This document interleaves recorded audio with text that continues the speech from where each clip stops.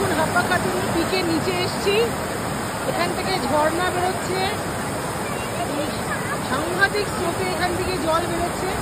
আমি আর সাহস করে নিচে এগোতে পারছি না, জলের ভীষণ স্রোত।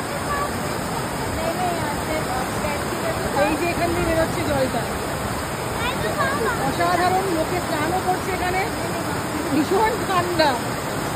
এই যে জলটা যাচ্ছে গিয়ে এখানে, এই যে এই ভদ্রলোক কেরালা থেকে এসছে, এখানে গিয়ে কিষানগঙ্গাতে গিয়ে ঝর্ণার জলটা নিচ্ছে।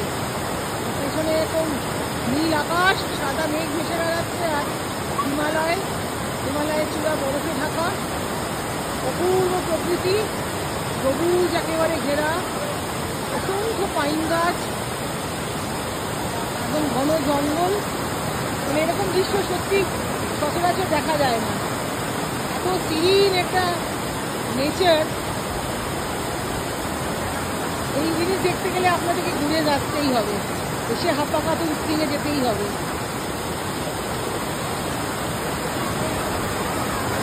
এই দেখুন জলটা কি অপূর্ব, স্প্রিংটা। এখানে একটা বাচ্চা মেয়ে বসে জলে খেলা করছে, মা দাঁড়িয়ে আছে।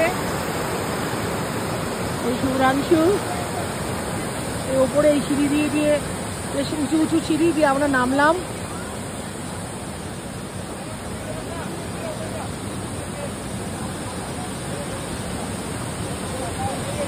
পুরো পাহাড়ে ঘেরা একদম, তার সাথে একদম কনিফারাস ট্রিজ,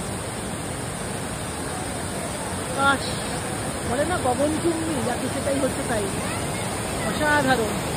এই পাশ দিয়ে দেখা যাচ্ছে কিষানগঙ্গা নদী বয়ে যাচ্ছে।